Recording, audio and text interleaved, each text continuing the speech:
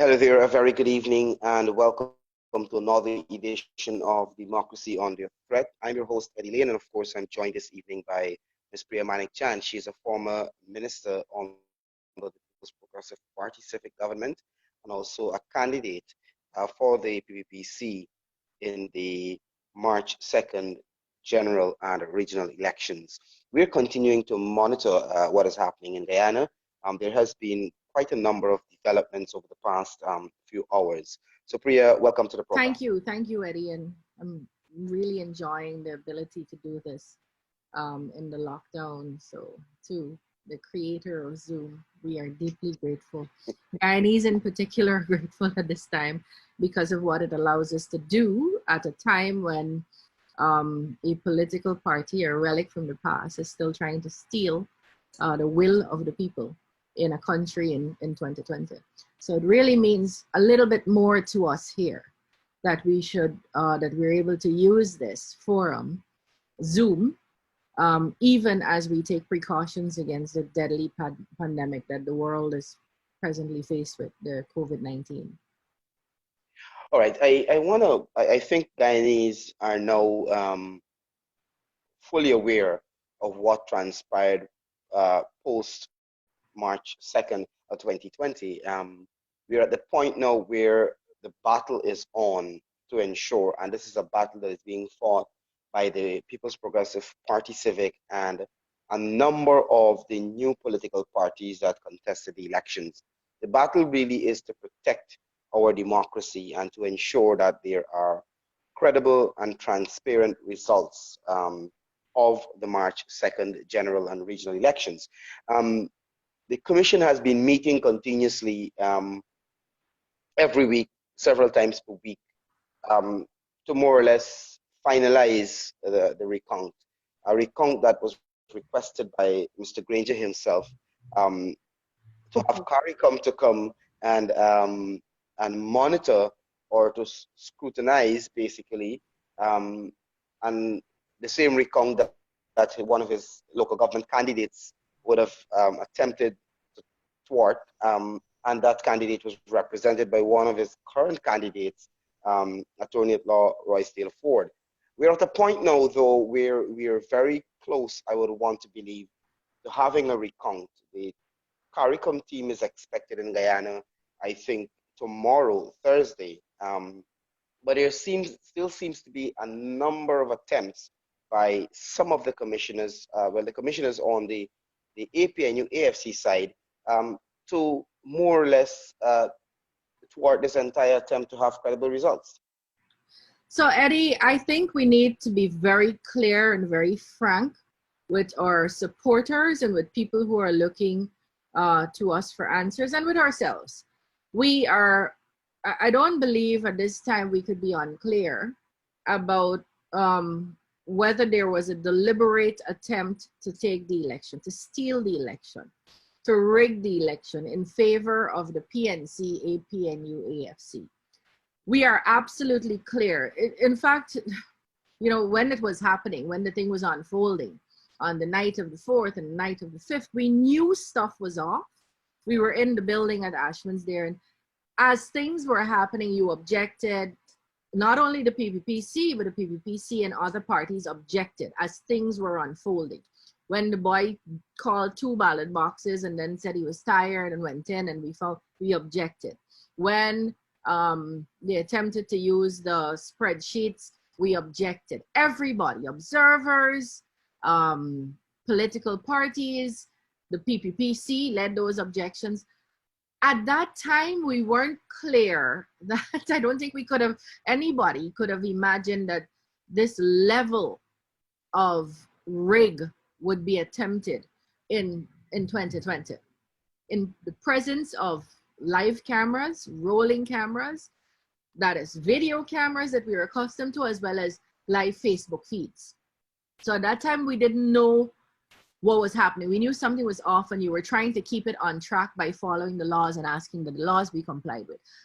Now, 8 weeks later, because yesterday, Eddie, 2 days ago on Monday, we just crossed 8 weeks since we had an election. 8 long weeks. Since the March 2nd election where we're still without a result. That now we're in a different place than we were on the 4th and the 5th of March. Now we are sure. We have seen with our own eyes, we have the evidence that specific individuals attempted to rig the elections by giving votes to the PNC, APNU, AFC that they did not get, and particularly that do not reflect the way the people of Guyana voted. So we're not unclear anymore. Where did these people come from who tried to rig this election? Valda Lawrence's signature is on one of the fraudulent documents. She came from the PNC. Mr. Mingo, not Mortimer, what's his name? Claremont Mingo. I don't believe he woke up one day and decided he was going to rig the election by himself. So he's clearly taking instructions from someone. The only someone benefiting from this rig is the PNC, APNU, AFC. So we are sure that they are involved. We are sure that Mr. Mingo is involved. We are sure because, you know, throughout that period, the CEO, Lowenfield, and DCEO, Roxanne Myers, had to do certain things or fail to do certain things, omit to do things to allow Mr. Mingo to carry out his disgraceful and blatant attempt to rig. So, and they're still in there. People in that building, flash drive guy, and the girls who said they were tired and they could barely walk out of the room, all of them were involved in this. Had to be either through an active participation or through omitting to say, hey, listen, we can't do this. That's not our job. That's not what we were trained to do. Let's do what we were trained to do. In all of this, we have a Guyana Elections Commission, not the Secretariat, a commission. It's headed by a chairperson, and it has 3 commissioners from the APNU AFC and 3 from the PPP Civic. The 3 from the APNU AFC have been very clear. It is so sad to watch 3 big men who you could have had respect for, you know, on an ordinary day, and one whose party has specifically come out publicly as a political party. The WPA has come out and said that their results are not credible and we must go back to a recount and we must do it according to law. And then recently, very prominent members of that very small party, so it must be all the members if we really speaking factually here, just wrote a letter to the newspapers and with some other civil society members, and they were very clear. This foolishness that they're going on with there, that we got to count all the regions. Why are you counting all the regions? It's Region 4 that had a problem.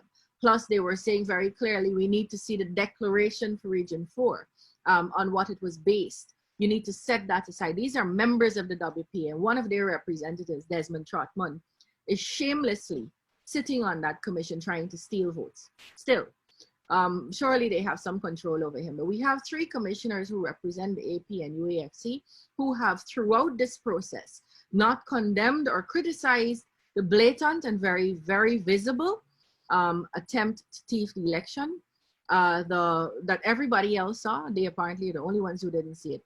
And then we have the PPP commissioners who have been all the time calling for law and order and law to be followed. That's all we're asking. Follow the law to its letter, and let's do what we did for all the other 9 regions. And then we have a chairperson. And for me, Eddie, it really comes down to her. And that's why I went through that whole process. You have people who are trying to rig the elections, not something we're guessing about anymore, it's something we're absolutely certain about. And they are going to be participating in this process again. We have the APNU commissioners. We're not unsure about what they want. They want the APNU in office, come hell or high water, regardless of how people voted. And we have the PPP commissioners. Now, she has a casting vote. I'm talking about Claudette Singh, Justice Claudette Singh, Justice retired Claudette Singh. She has a casting vote. That means if there's a tie, she gets to break that tie by casting a vote. And it is really up to her. It is as frank as that. It is really up to her.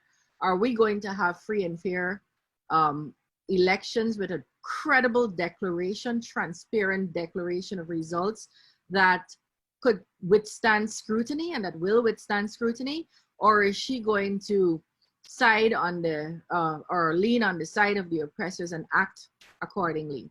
Now, thus far, with the greatest of respect to Madam Justice, she has appeared hapless and helpless and almost dumb blondie. You know, we say things like that.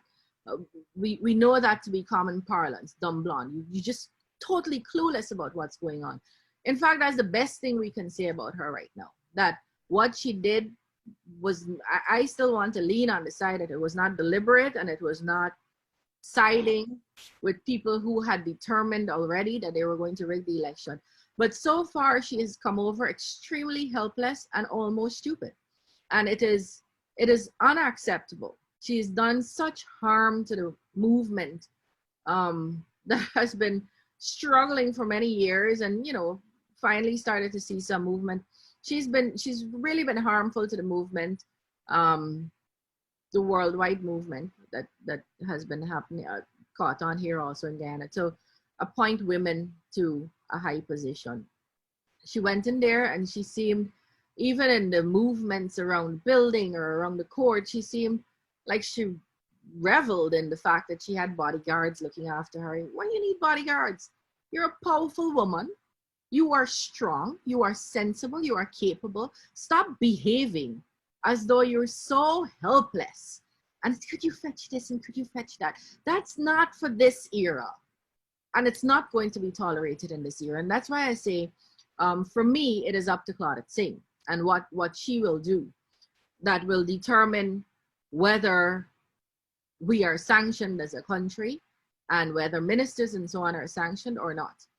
Up to now, she has given us no reason to celebrate the brilliance she claims she has, no reason to celebrate the name that she dubbed herself, Iron Lady, no reason to celebrate this claim to high integrity.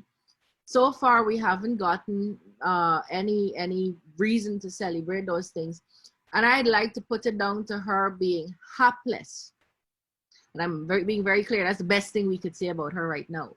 What she needs to do is to shed that whole aura of being extremely helpless and dotish and stupid.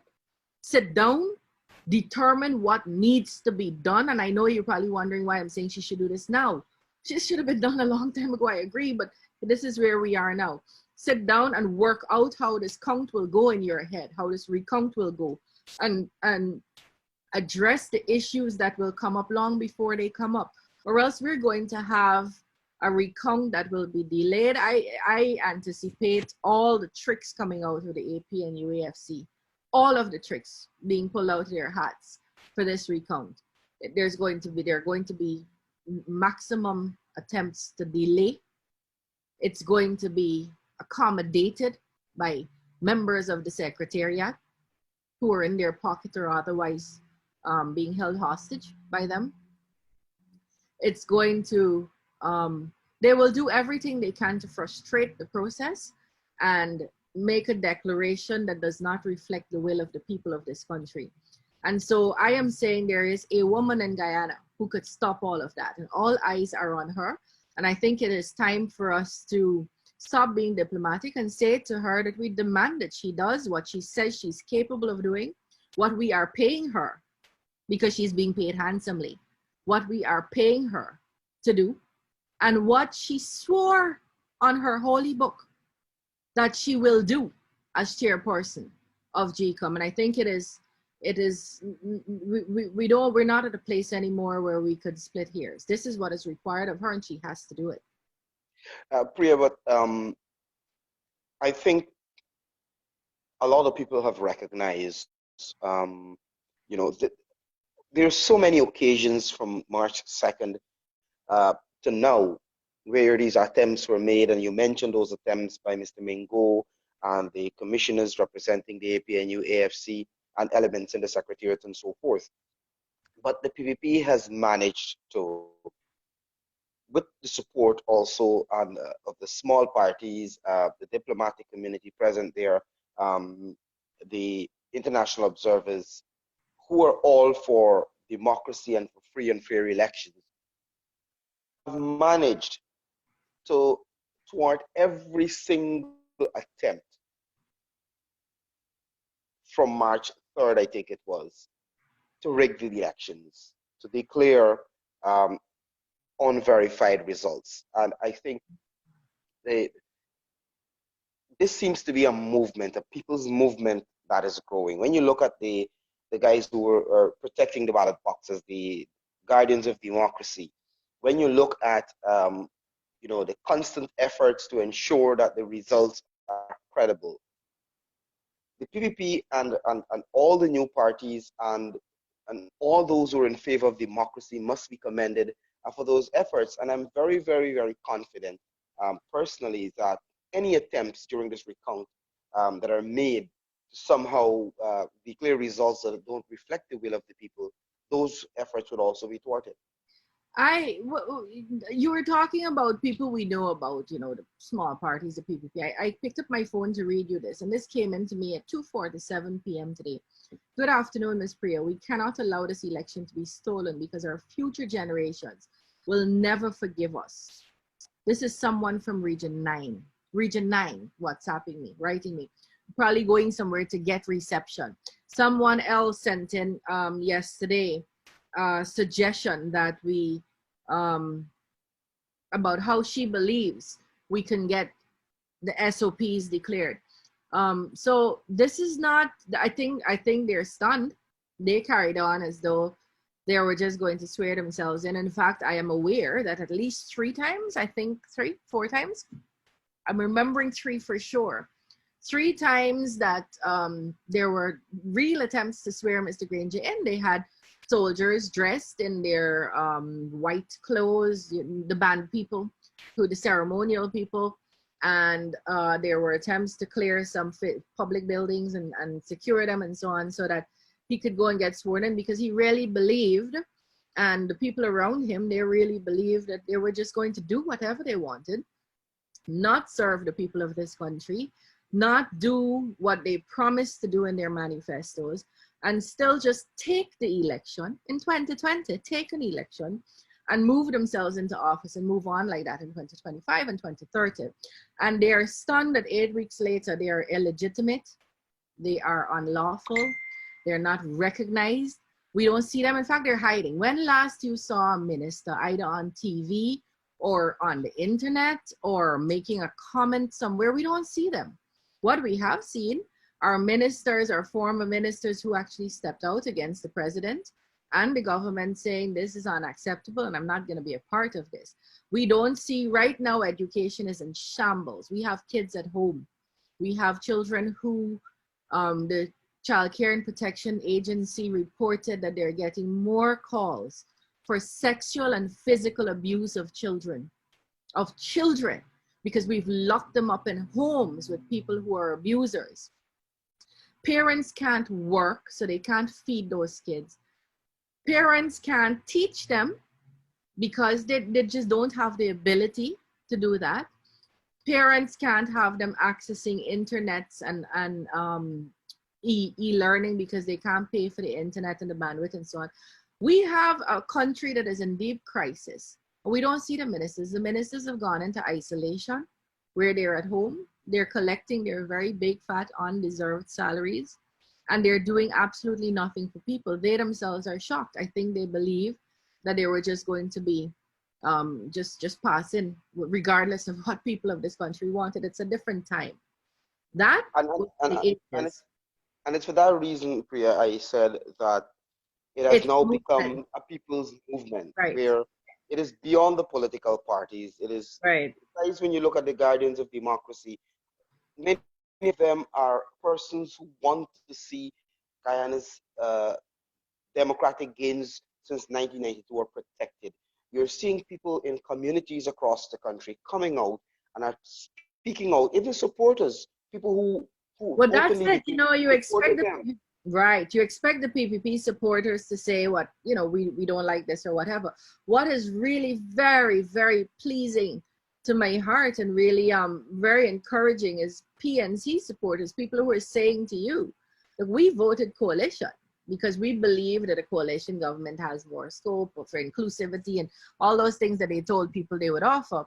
And people who are saying in letters to the editor and in Facebook posts and so on, I voted coalition, not in this election alone. I put you in office in 2015, and I put you in office in I put you in the majority in the parliament in 2011, and I've given you my vote in 2020, but never again, never again. And you cannot use my vote to do this that you're doing here. So they have a big shock coming for them if they believe that they're going to, all of them, by they, I mean not only the political parties and their heads, but also actors and movers and shakers in this business of rigging, including the Claudette Sings and so on. I don't know if they think they're going to rig an election and walk into a supermarket and comfortably shop. I think they're going to have another thing coming. I want to move you quickly because I think we are and let me just be very clear. Let me be very quickly. clear. That was not a threat from me. We will take that to court, and we will embarrass and publicly name people and so on. But I'm saying to you that people are not going to allow thieves, because that's really what they are, to live comfortably amongst a civilization as though they're civilized people. And that's not to say they're going to be physically harmed. I'm just going to say they're going to be named, they're going to be shamed. People are going to call them out. People are going to demand from them answers when they're least expected. And that's what I see happening, and it's very encouraging, Eddie, because I was thinking only today that Dr. Jagan and the PPP went to election after election after election and the elections were rigged, and they knew they were going to be rigged, and then Barnum and the PNC and Hoyt too, because I see people talking about Hoyt was such a great man. He had the best or the worst rigged, depending on which one you want to call it, in 1985. They said it was the most rigged election. People who they had all the PR facilities, radio and newspapers, and so that they controlled, and so it wasn't that easy to get information out. Imagine if we didn't have Facebook, and we didn't have Zoom, and we didn't have the ability to broadcast in a mass way, publish what was happening. They would come out, these guys are coming out blatantly and saying this didn't happen, that didn't happen, and changing the story, making it completely the opposite of what we saw with our very own eyes happen. And so it's interesting to see how they will reconcile their old rigging ways with the new world, the new, very visible, very connected world. As things were happening here, people in South Africa and Australia and England and Canada and the US were texting me and WhatsApping me and telling me what they were seeing and what they were hearing outside that I wasn't even hearing because we were in the building. So it's a very different world. The Granger world and the Sandra Granger world, when they were in the 70s and 80s and they could do things and hide it and dress up and come out with a suit and a nice dress and a hat and make that into what their image is. That's a very different world we're living in now. Look, today, Christiane Amanpour from CNN, she's very known with interviews and so on around the world. She interviewed Barbados's Prime Minister Mia Mottley about her country and COVID and the effects and so on. Nobody's gonna come near us. We have an old man squatting in office, illegitimate, unrecognized. People are avoiding him like the plague, and that necessarily means people avoid Guyana. That's what's happening, because he is the president, and you can't go to another president while he's squatting in office, and so the whole country gets punished for his greed.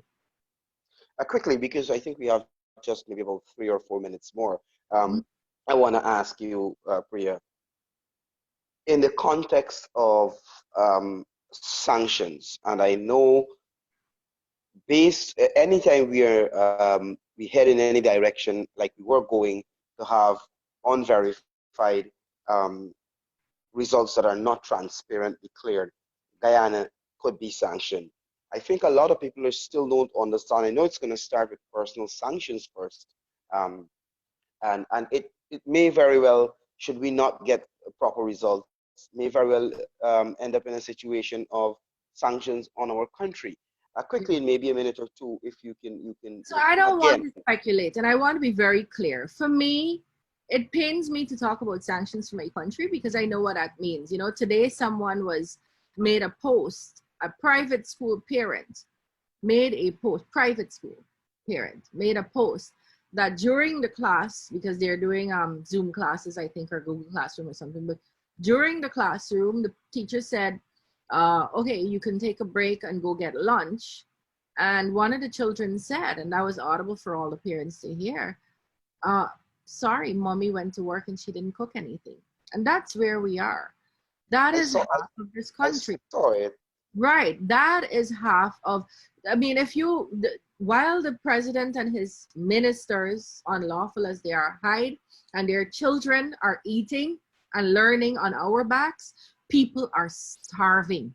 It's not an exaggeration. People are going hungry. Their parents can't work. Children can't eat.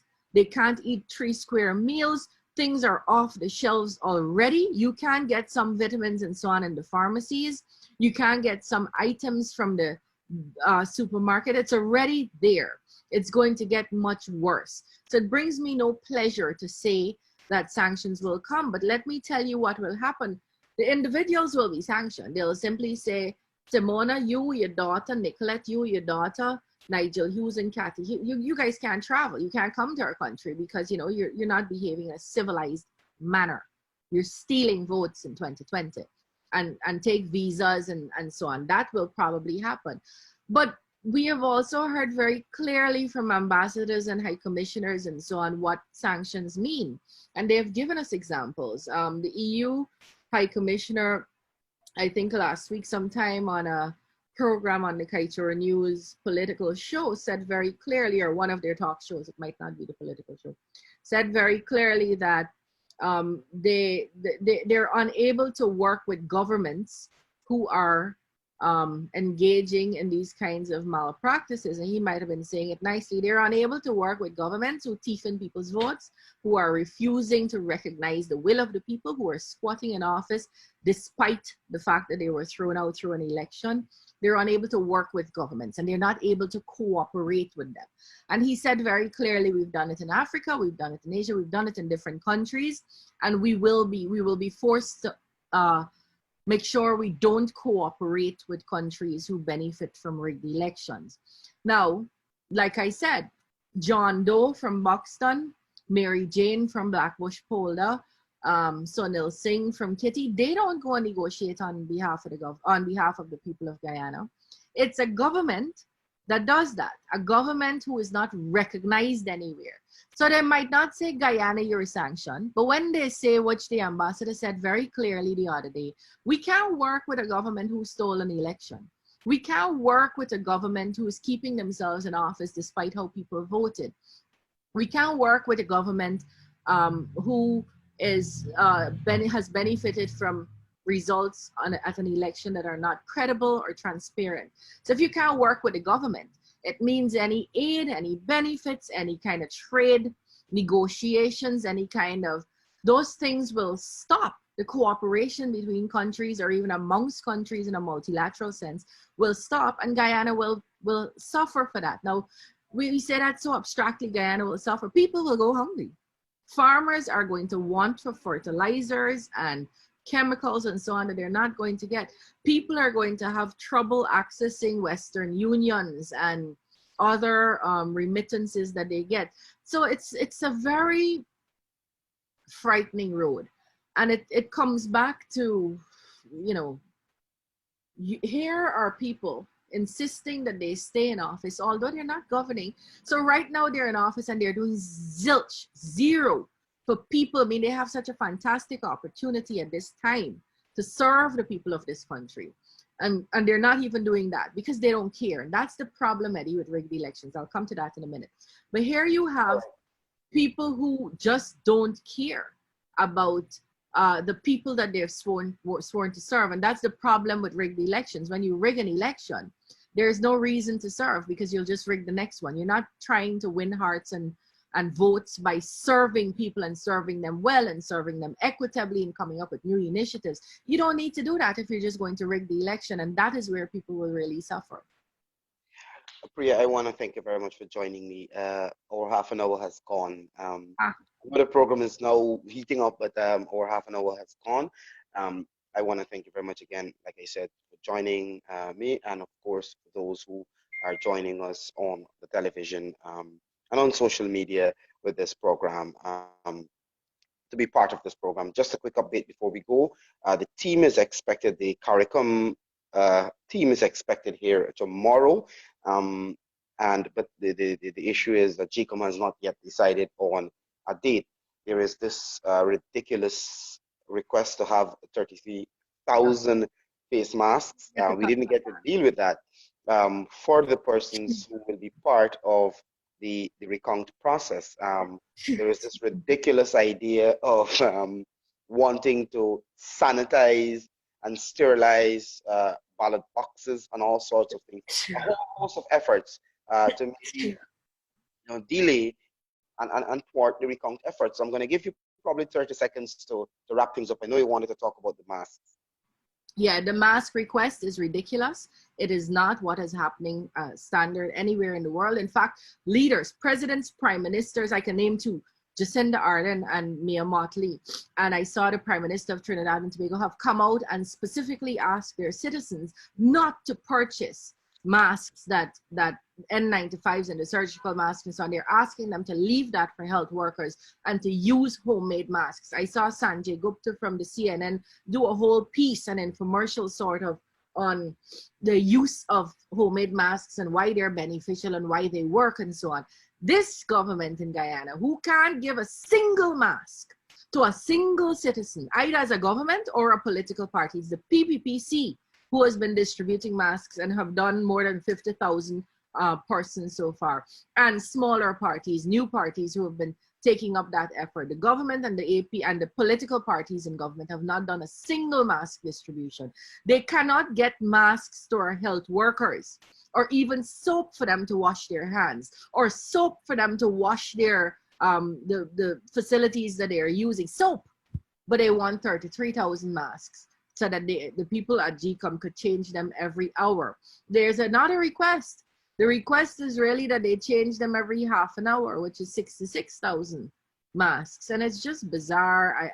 These things keep coming. And I'm saying to you, that's why I started the program by saying, I think we have to be very clear to Claudette Singh now that she needs to stop this helpless, hapless behavior and take control and start thinking using her head, which she told us she has a good one on. And she told us she has a lot of integrity and so on, and start pulling this process in, thinking of what will happen when the process starts and addressing those issues. Priya, again, thank you very much for joining us. Thank you, Eddie. To our viewers, we want to thank you very much for being part of the program. Until next time, have a good rest of the evening. Bye for now.